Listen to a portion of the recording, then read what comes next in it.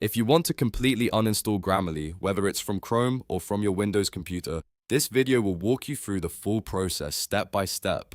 I'll show you how to remove the browser extension, quit the app properly, and then uninstall Grammarly from Windows so nothing is left running in the background. If this tutorial helps, be sure to hit the like button and subscribe for more quick software guides. Let's get started. First, if you have the Grammarly extension installed in Chrome, look at the top right of your browser toolbar and find the green Grammarly icon. Right-click that icon and choose Remove from Chrome. This will uninstall the browser extension from Chrome and stop it from checking your text in the browser.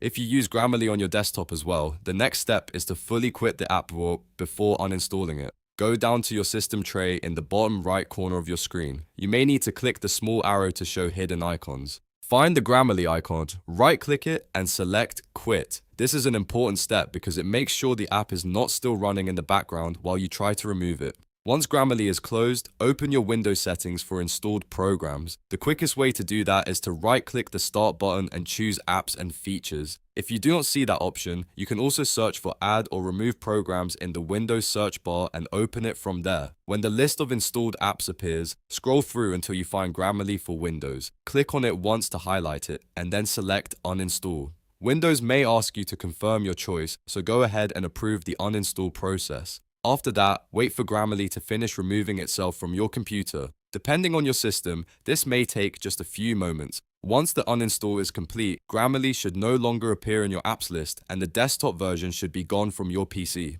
If you also remove the Chrome extension, then you fully uninstalled Grammarly from both your browser and your Windows device. If you found this guide helpful, please give it a like and make sure to subscribe for more easy step-by-step tutorials just like this one. Thanks for watching and I'll see you in the next video.